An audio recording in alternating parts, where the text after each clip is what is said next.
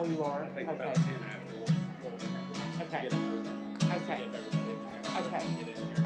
okay. You just let me know when you, and I'll move that camera before we start, okay? All right.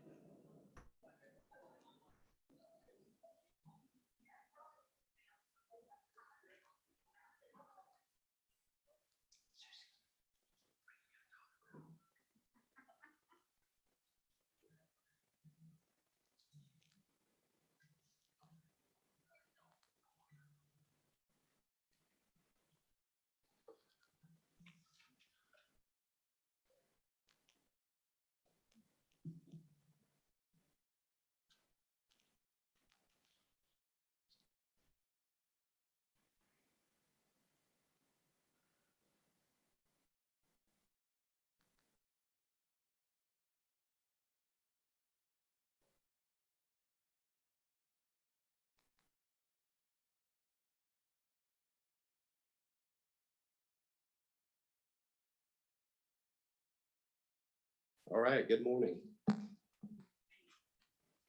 First off, I want to thank everyone for being here. My name is Evan Berry. I'm the manager with the Kidney Transplant Center here at UT Medical Center. I'll start by saying what an honor it is to be a part of such a tremendous community. The common phrase, "It takes a village," I believe is appropriate today. People in this room have contributed to the improvement of countless lives in this community and throughout the nation. Today is about honoring these individuals. Some have given, some have received, and some have been fortunate enough to facilitate this gift. We're well represented today throughout this community. We have our independent living donor advocate, Reverend Benjamin Lewis, and he'll get us started off with an invocation. We also have Dr. Oscar Grandis, who is our Chief Transplant Surgeon and Program Director, Kara Sandage, representing TDS, Donna Eason, a kidney living donor, the Troutman family, who will share the story of their son, and finally, Susie Sawyer, an advanced practice nurse here at UT Medical Center, who will give us an overview of her transplant journey. After our speakers, our transplant financial coordinator, Ethan Trudell, will perform a musical tribute, and then afterwards, we'll gather in the flag circle and raise the Donate Life flag. So, Mr. Lewis, if you would get us started, please, sir.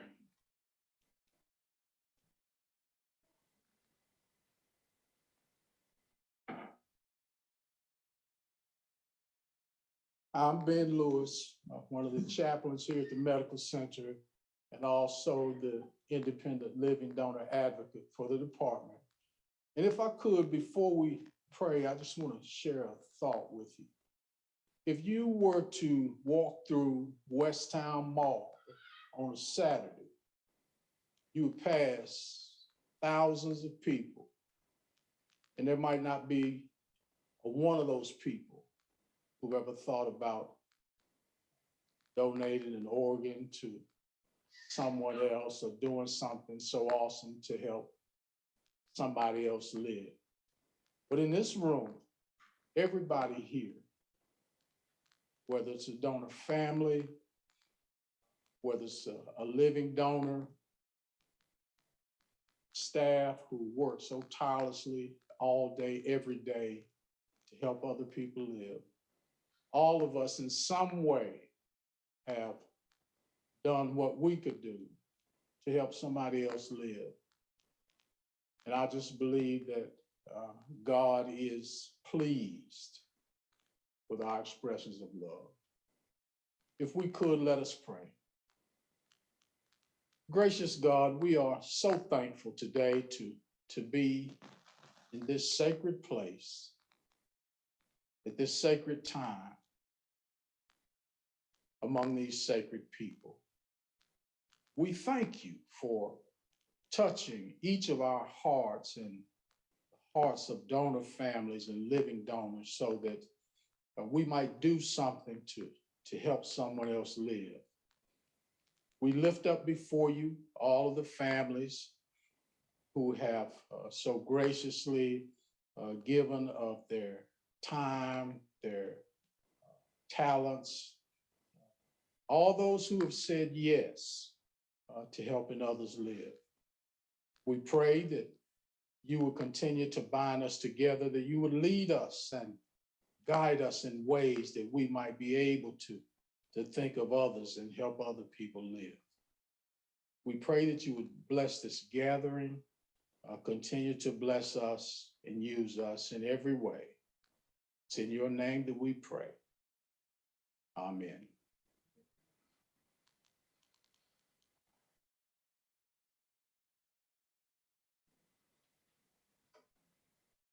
Our next speaker will be Dr. Oscar Grandes, our program director. Yeah, good morning, and thank you everyone for being here. This is very special for me to be amongst every one of you.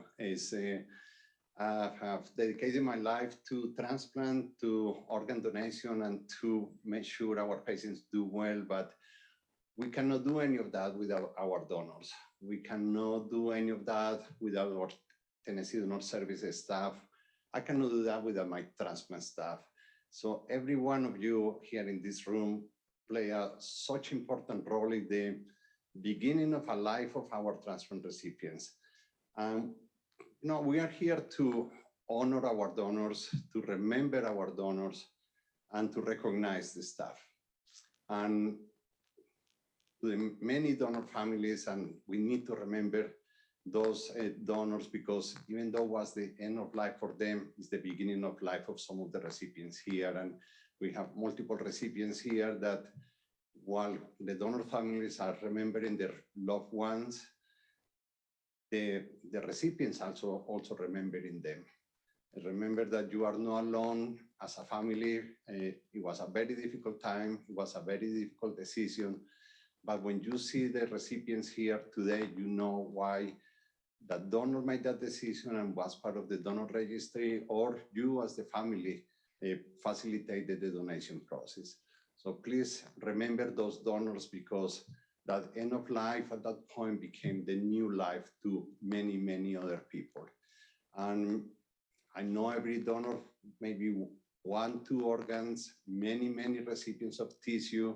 The amount of people that you have impacted by that decision at that point is amazing. And I feel very privileged to be here because of the gift of life that you have been able to give. We can help so many people, so many recipients. We are here to recognize also the TDS staff. They facilitated that process. If the TDS staff haven't been there to support you as a family, to support the donation process, we wouldn't have the recipients living the way they are living today. So I do want to recognize the TDS staff at all levels, the nurses at the bedside, the family care coordinators, our hospital representative, and all the TDS people in the organization, and not just TDS. Remember, this is a national organization. We are part of a large network of donors and recipients, and Tennessee Donor Services is part of that connection, and we are part of our larger context. And as you know, some of your loved ones' organs may have gone out of state to other places, some stay here. So we are part of a much larger thing than what we have here, and and that's what is so important what we do. Also have to recognize our living donors. It takes also a big sacrifice from our living donors to decide that I'm a healthy person. Sometimes they know the recipient, sometimes they don't know the recipient, and to basically give up an organ to make somebody else's life better is a very difficult decision, and I'm here to recognize them for all the sacrifices they do and the decisions they have made. Our transplant staff, also we have to recognize them. They facilitate the living donor process. They talk to the living donors. They make sure that we answer all the questions. We do have the transplant coordinators on call trying to juggle all these donor offers that come from different places and trying to match the best possible organ to our recipients. And they are up all night with me, just making sure everything happens. And also the post-transplant coordinators, then once the organs in the recipient is doing well, they have to take care of those patients. So it's a big effort, but unless we have the pre-transplant coordinators to put all these patients in the list where those organs wouldn't be transplanted, they make sure those patients are ready to be transplanted anytime. So thank you for being here. We are here to honor the donors, to remember those donors, to honor the families, and to recognize all our staff. And thank you for being here, and thank you for the gift of life. You have made the difference to many people in this community, but to many people in the whole country. Thank you.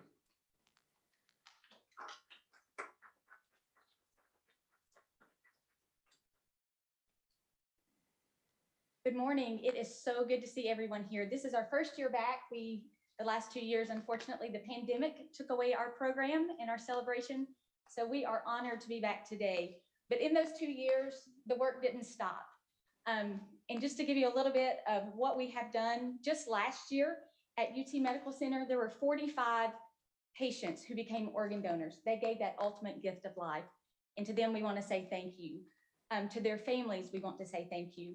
From those 45 organ donors, there were 165 organs that were gifted, saving 151 lives. People who would not have that second chance at life had you not said yes to organ donation. So thank you.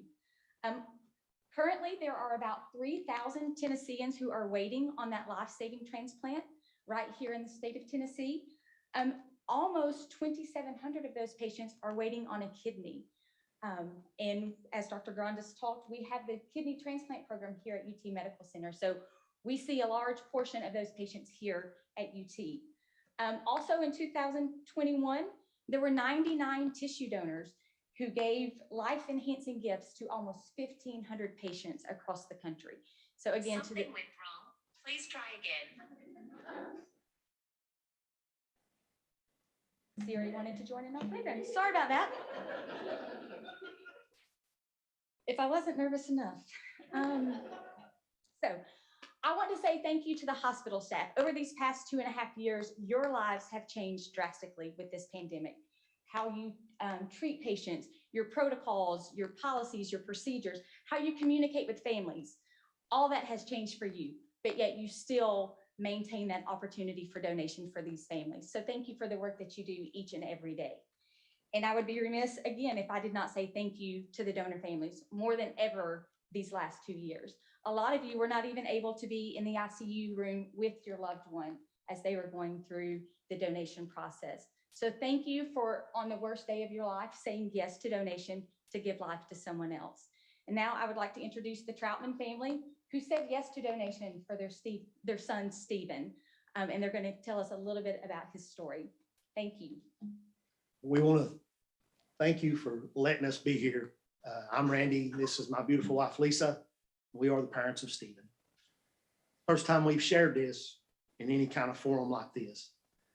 So please, we need your prayers.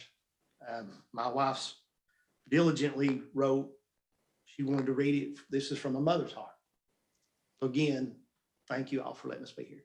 I had to write it because I can't speak in front of people very well. And we were contacted by Brittany Cameron with Donor Services if we would come and speak today representing the donor side of organ donation. And at first we were reluctant, but after much thought and consideration, we came to realize that it was at the least we could do to tell our side of the story of the impact that organ donation has made in our lives. And I want to let you know a little bit about him. Stephen was born on March 8th, 1986. He was the oldest of our 3 boys, and he had just turned 33 before he passed away. Stephen had only been married to his wife, Bailey, a nurse practitioner, for a little over a year before his death. He had a 12-year-old son named Landon and a 5-year-old stepdaughter named Zoe. Stephen decided to return to school to pursue a nursing degree at the age of 30. He enrolled and was accepted into the accelerated BSN program at Carson Newman College and graduated 18 months later. After graduating, Stephen worked in the neuro ICU unit at 2 different hospitals.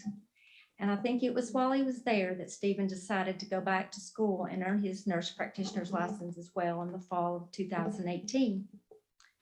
Working full-time at the hospital and raising a family and going to school proved to be quite challenging for him. And it was around that time that he was offered and accepted a position in nursing at Youth Villages, a facility for troubled adolescents. And this offered him more flexibility to both work and attend school.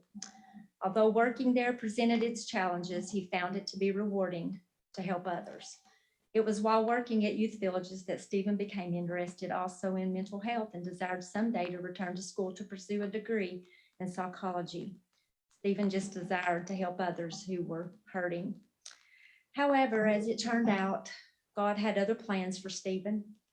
On Friday morning, June 7th, 2019, while completing his last day of clinicals at a nursing home in Alcoa, Stephen collapsed onto the floor and began convulsing. An ambulance was called and he was taken to Blount Memorial Hospital. After receiving a thorough evaluation, Stephen was being discharged when he once again collapsed into yet another seizure. It was then that the doctor decided to admit him into the hospital for further observations. The next day, Stephen began developing more neurological changes, and it was decided that an MRI of his brain was necessary. Even with sedation, all efforts failed to obtain the MRI. It wasn't until Sunday morning under anesthesia that it was accomplished. It was then that we were told that Stephen had a massive brain bleed and would need to be taken to UT Hospital at once for surgery. Upon arriving at UT, we were directed to the neuro ICU, where we were met by the head neurosurgeon. It was then that we learned the seriousness of our son's condition, as he began to tell us that Stephen did in fact have a massive brain bleed, with lesions also beginning to appear on the other side of his brain as well. It was thought that Stephen may have had a brain hemorrhage due to a tumor or a possible brain infection. Upon asking if surgery was still a possibility, we were regrettably informed that even with surgery, it would not change the outcome of our son's condition, as the damage had already been done. We were advised that surgery could be performed to relieve the pressure on his brain, and this would also help to reveal if this was due to an infection. However, he once again assured us that it would not change the outcome, and this decision had to be made at once as well. It was after much prayer and heartbreak that we all made the decision not to move forward with the surgery. While we were all sitting by Stephen's side, when his wife was called to the nurse's desk. It was there that she received a call from Donor Services. It was during this call that we were informed that Stephen had registered online to become an organ donor. We were all informed of this, and we were all unaware of this until that time. And to be perfectly honest, it was something that we just really didn't want to hear right then. We were still dealing with the shock that our son was not going to recover. However, learning that this was Stephen's decision to help others, it lessened the pain just a little.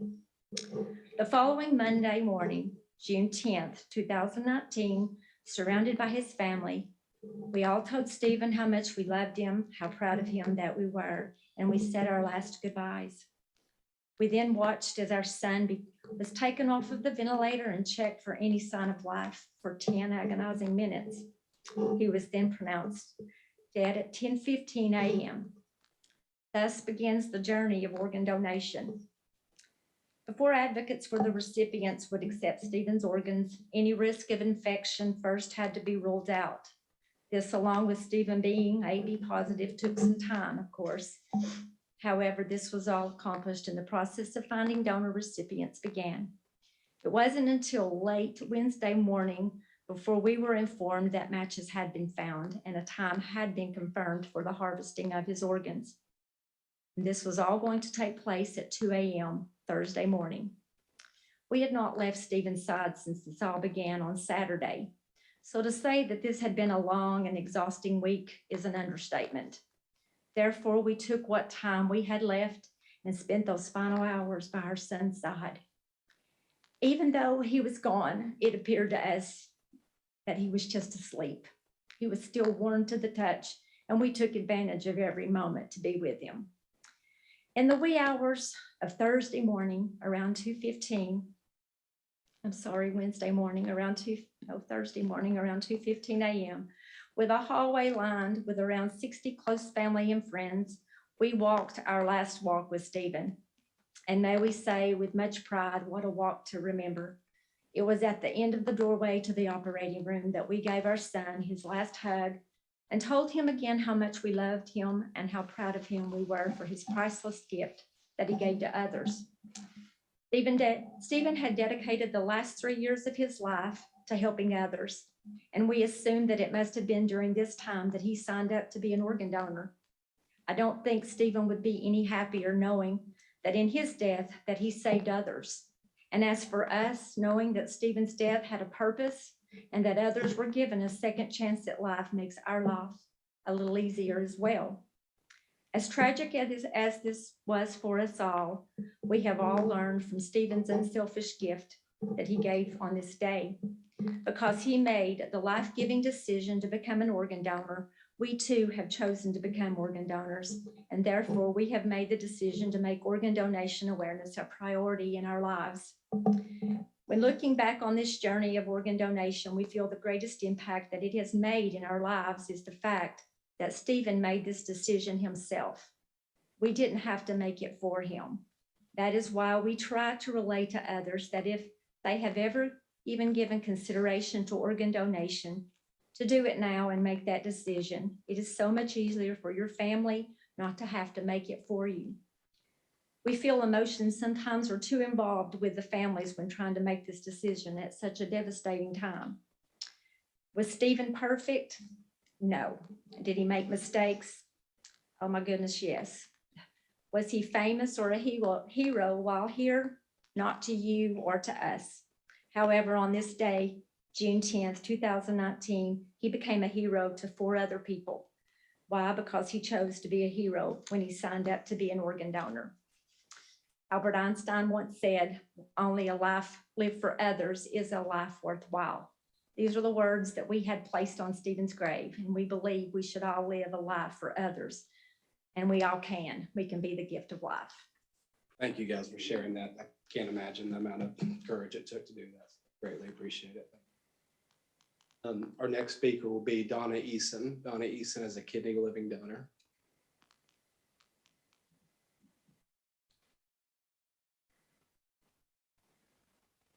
Good morning, everybody. I'm still shaking. you gave a wonderful.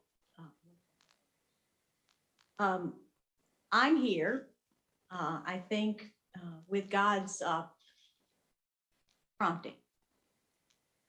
I was at a point in my life where I was wondering, why was I even on this in this world? My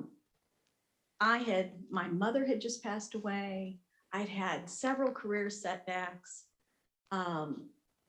And I was really struggling in my life. What was my purpose? Why was I here? And it was late winter, early spring of 19.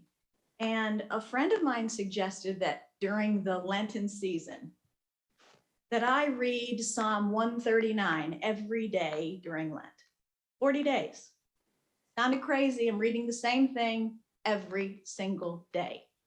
But you know, I would read it the first day and slept that night. And the next morning I read it again and it said something different to me. It was like it had been rewritten every night when I went to bed.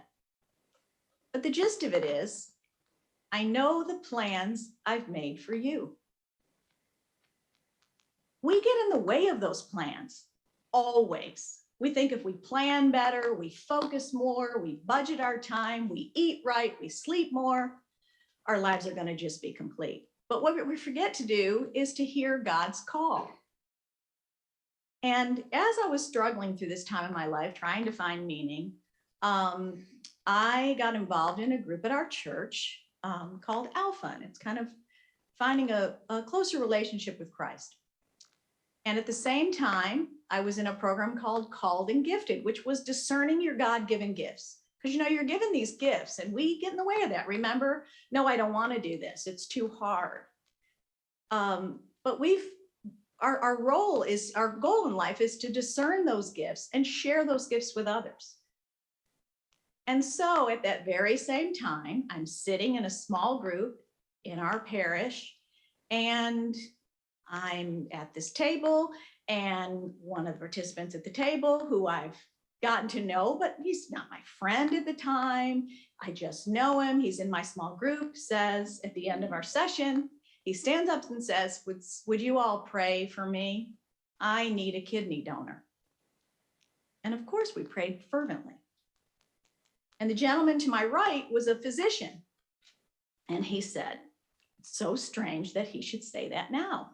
And I said, why? He said, because just the other night I was speaking with my wife and I thought, you know, how can we leave our mark? You know, yeah, I'm a physician, but you know, I think I was meant to do greater things. He said, so would you do me a favor? I don't want this person to know that it's me, but would you call the transplant office and find out what it takes to become an organ donor? And I said, sure, I'll be glad to. So I dutifully reported back, gave him the 1 potato, 2 potato, 3 potato steps. And a couple weeks later, I checked back in with him and I said, so how did it go? He goes, I don't qualify. I said, what do you mean you don't qualify? He goes, I'm too old. I said, but you're fit and you're all. He goes, I'm too old. He said, I'm so disappointed. And we continued to pray for this person at our small group. And I had a conversation with my husband later on in that week. And we're a blended family. We were both married to other folks and each of us have a daughter, and we blended this family and it's been a wild ride. And I'd asked him if he had any regrets in life. And he said, yeah, I really wanted more children. And his daughter's adopted. So they really, really did, you know, they wanted children. And I said, you know, that's my greatest regret too. I became a mother at 39 and I had always thought I'd have, you know, a sedan full of kids. Didn't happen. So I said to him, I said, you know, that gift of life, that preparing for having a baby is so huge. I took it on like project management. Okay, I've got to run, I've got to get fit, I've got to eat well, I've got to exercise, I've got to get good sleep. You know, I was preparing for this race called childbirth and after. Well, he said, you know, I can't even imagine what that's like. I know what a treasure it was to adopt a child and go through that process, but I can't even imagine what that's like. And I said, Lord, if I could, I'd be a surrogate. The happiest time, the best I've ever felt in my life was when I was pregnant. So we talked about that gift of life. Well, the next week, I open up my Facebook page because I'm a social media junkie. And you know, you get friends suggestions. it said, friend suggestion, a gift of life for Mike. Okay, Google heard me, I guess, in my conversations. So the next day I open up my phone, a gift of life for Mike. That goes on for a week. Remember, God has a plan for us, but we don't listen. Sometimes we have to be hit in the head. Well, it was a Monday and I called the transplant office. I don't know what made me dial it, but it said it on the little Facebook page and I did it. And when I spoke to the coordinator, she said, okay, first question, what's your blood type? Oh, she goes, bingo, you passed the first test. And what followed was these months of testing and counseling. And yes, I was 100% sure I wanted to do it because, you know, they ask you 100 times, are you sure you want to be a donor? And again, I looked at it like I was running this race or I was preparing for a birth. I started treating my body better. I'm 30 pounds lighter than I was the day I started the journey. And it was due to being self-aware, realizing that you have this incredible gift, this God-given gift of life on this earth and this temple that you need to take care of because you're just borrowing it for a while. So with the team, you get a nutritionist, you get wonderful counselors, you get all these fabulous doctors who take care of you. And I had Clayton Bell, the hippy dippy doctor who wanted to do integrative medicine, got me off all the medicines I'd taken for the last 30 years. He said, you know what? If you think you have ADD, don't worry about it. The people that don't get you, they're not your people. So I feel like I rebirthed myself in the whole process. So as we're getting down to the nitty gritty and I realize, whoa, I'm passing more of these tests, I start to share with my family what I'm about to do. Okay, I am second generation Italian. You don't have friends, you have your family, and you do for your family. My family thought I had lost my ever-loving mind. She's reading the Bible, she's going to church, she's discussing spirituality, and now she wants to give her kidney. They thought I was crazy, absolutely nuts. And then there was the camp that thought, oh, wow, this is like incredible. You know, I can't believe you would do this. And I was just kind of somewhere in between. I was like, God gave me 2, somebody else needs it. It's just like if somebody asked me if I had $5 to spare, I couldn't lie and say I didn't have it if I had it in my pocket. I was meant to do this. Why else would there be no impediments to this process, right? Well, when I shared with my family that Mike Zinzi was Italian, I gained big points. Now, it was a hard sell with our kids. It was a hard sell with my husband because they kept saying, what if you need that kidney? I said, I've got 2. And we have no kidney disease in our family. Then the next question was, well, what if one of us needs it? I said, we got that covered. I said, because I can give you my place in line if you need something. If we're not a match, we'll find another one for you. So all these impediments kept coming up and coming up and coming up. And so by the time we got to the day of, right, I was a little nervous the night before. I'll admit that. But that morning, as we were wheeling into pre-op, Mike Zinzi was right next to me. And he was getting a little nervous. You were, Mike, because you said, I thought we were going in on the other side. And I said, we got this. We got this. How often are you right next to somebody going into surgery, somebody you know and now love and have become part of your family, and you're cruising down that hallway together? What an incredible journey. I know, he was nervous. He was nervous because he goes, wait a second, they prepped the wrong side. But then Dr. Grandish, you said, I thought about it. I think it'd be better to go the other way. Now he was freaking out. I'm like, who cares? Right, left, who cares? It's all good. It's all good. And I have to say that it's almost like a dream because it was so effortless, absolutely effortless. I just had to get out of my way. God was calling me. I know the plans I've made for you. If I died in that surgery, which I wouldn't have, I would have done the right thing. Because we talked about giving the gift of life. No, I've not had another child, but Mike Zinzi can tell you on his Christmas tree, he has an ornament that says, "Our first Christmas together," from my kidney. Now, what follows? Dr. Granda said I was an oddball because I was up the next morning, I was showered, dressed, I was walking around. He said, if I didn't know you, I'd just put your kidney in someone else, I'd think you were visiting somebody. I just looked at it as a mission. It was my duty to take care of myself and my body and to be able to share that, the kidney with Mike. And so he's had a couple of setbacks in the months and years since. We haven't seen each other since March of 2020. He had just gotten out of the hospital. And so today it was weird. He didn't even recognize me. My hair's short, I'm wearing glasses, and I've lost 30 pounds. So, but I am uncomfortable with, and I love you guys for it, but when they call me a hero, because I'm not, because I'd like to think I would do just what anybody else would do. I mean, why did God give us 2 kidneys that worked and mine worked well? Why would he? Now, I have to say that my hopes have been dashed to be a swimsuit model, because it just ain't gonna happen. My stomach looks more like something you'd see on an astrological sign.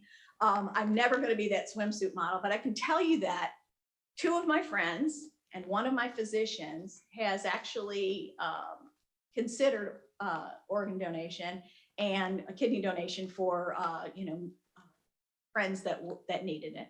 And unfortunately, all 3 did not pass the test. But I can tell you that my husband, the ultimate skeptic, showed me when he renewed his license that he was now an organ. So I don't think it's noble. I just think it's, God told me what to do very clearly. Like, I wanted to know why I was here. Is this all there is? I've worked a long time in my career, and then my kids are off in school, and what am I going to do with myself? And I had to kind of turn inside and figure out who I was and why I was here. And boy, that gift was just waiting to be given. So in closing, what I want to say is, you all have done such an incredibly noble thing. What I did, I just had an extra. And I had someone who needed it. And we somehow think we might be related, right? We talked about, Mike and I we're so close a match. If we stand next to each other or about the same size, in some past life, we must be related, or our relatives knew each other because we were a really strong match. And I just feel so blessed and honored to have been able to do this. There's still the weird camp out there. They think you're a freak. Like, why would you do that? Why would you do that? Well, because God told me to. He told me to. He instructed me. And for once, I listened. And I hope if you know anyone who's considering, becoming an organ donor, gosh, go ahead, put that on your driver's license, declare it. And if you know anybody just walking around wondering what my mission is on this earth, why did God put me here? Gosh, God doesn't make junk. And he gave us 2 kidneys to share. And I'm delighted to see Mike Zinzi and Sheila right here, and they're my extended family now. And I am so very blessed. And I thank the hospital staff, the transplant staff, for what a gift they've given me, because it forced me to take time to take care of myself, my life, and my others, and to share this story. So I thank you all for that wonderful opportunity. I couldn't have been treated any better. And love you, Sheila and Mike. I'm Susie Sawyer. I'm one of the clinical nurse specialists here. I work in the Heart Lung Vascular Institute. I've worked with vascular surgery and transplant my entire career here. However, I want to talk about a different side today. I'm actually a liver transplant recipient, and I just want to share my story with you. So many of you in this room who are close to me have heard my story before, but if you've not, I was diagnosed with Wilson's disease and autoimmune hepatitis when I was 15 years old. I was on the transplant list for 6 months, which is a miracle, and I was able to receive a life-changing liver transplant. My liver came from a 10-year-old girl who was in an accident. Her name was Natasha Marie.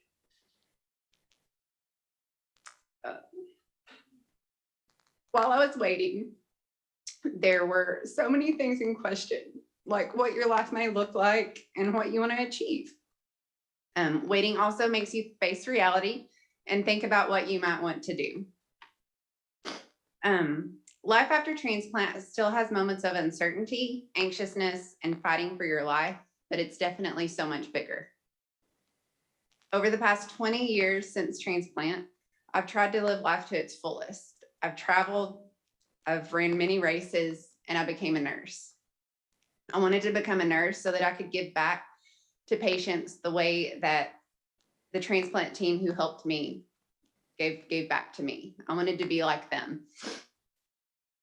I've been given many titles personally and professionally over the years, but among all the titles I've received, wife and mom have been two of my favorites. So most of you know, if you know me, know I have a 2.5-year-old son, Nolan. He loves sports, Mickey Mouse, and being outdoors.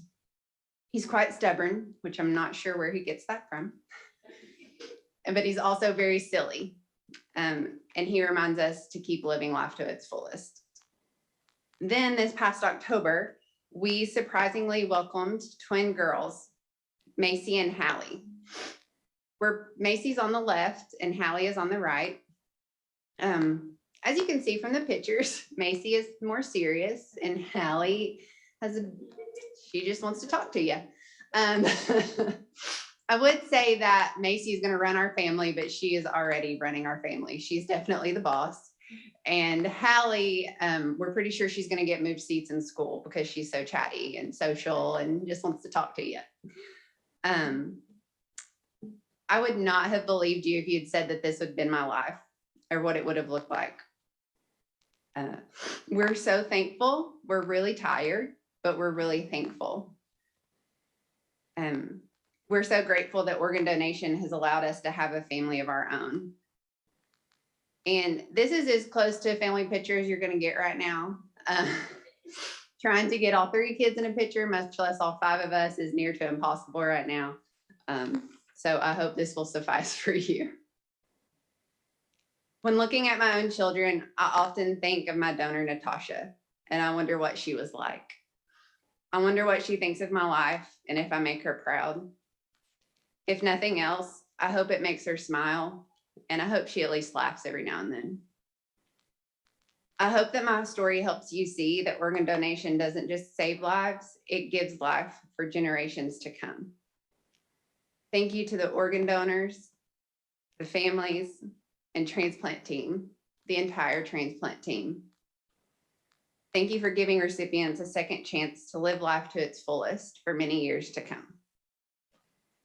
All right, once again, I want to thank everyone for being here. Special thank you to our speakers. We're going to have Ethan Trudell, who's our transplant financial coordinator, play us out. Following that, we'll exit here and go to the flag circle where we'll raise the Donate Life flag. So, thank you.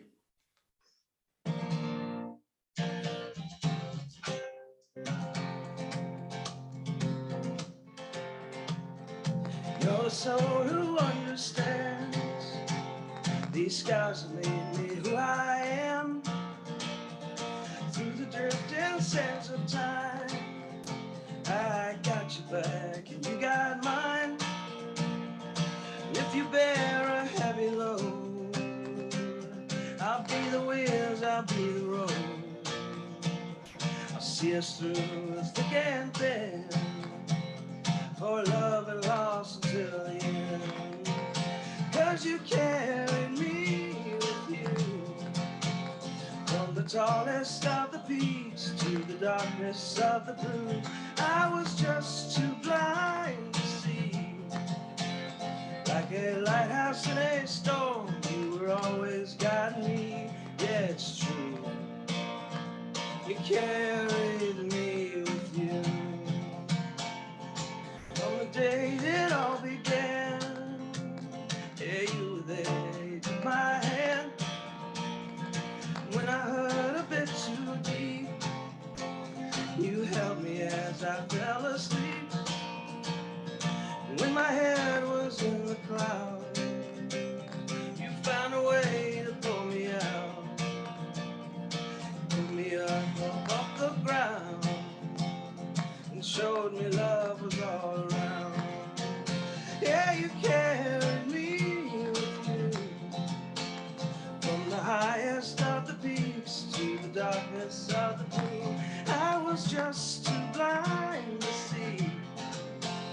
Like a lighthouse in a storm, you were always guiding me. Yeah, it's true. You carried me with you. Oh, we'll be sitting on the world together, watching as the days turn into night.